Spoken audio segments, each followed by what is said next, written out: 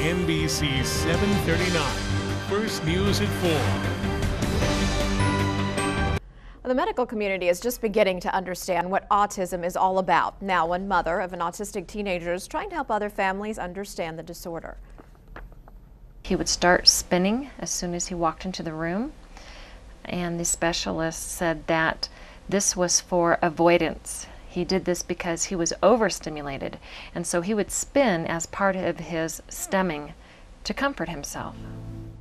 It's one of the things that helped Lori Ciccarelli realize that her son was what she calls different. Her documentary about autism is called JJ's Journey, an official selection, by the way, for the 2008 Mammoth Film Festival, which she shot and edited herself because she thought it was so important to get the message out. And she's here this afternoon along with her son JJ to talk to us about it. Thank you both for being with us. You're most very welcome. I know that, we say we talk a lot about this in the news, and we often do, but your point is that we don't often address what happens once that diagnosis is made, and we move beyond the discussion about what are the causes here. So talk to me about what does happen down the road.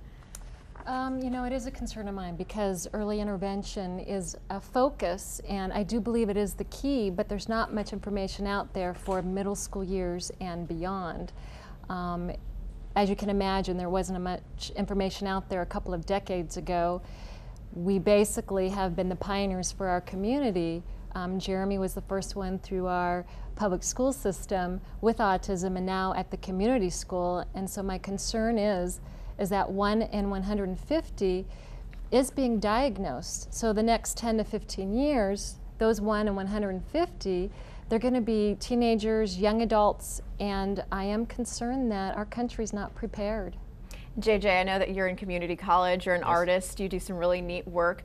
One of the things that has come up that your mom's been talking about is the issue of intolerance. Talk to me about how that's been an issue for you and for your mom. Okay, well, for many years I was harassed by others.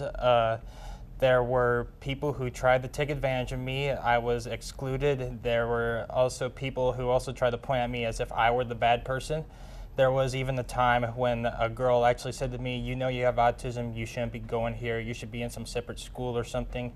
And I would think my advice to parents who are dealing with autism is to prepare for the intolerance that is going to come their way. Make buddy systems, make plans with teachers, let your child know let them know what's going on in his or her life, and especially make sure they know when people are taking advantage of them and how to deal with it.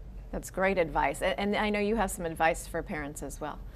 Yes, I just want to state that it's important for parents that they are the child's best advocate. They need to stay involved with the educational team.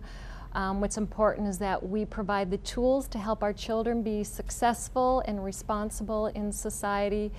Remember that not everyone learns traditionally.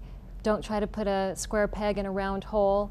And most importantly, focus on your child's strengths, their gifts and talents. Well, I thank you both for coming and giving us your perspective on this. It's, I think, something, as you mentioned, we don't hear a lot in the news. It's so focused on the younger children. So thank you.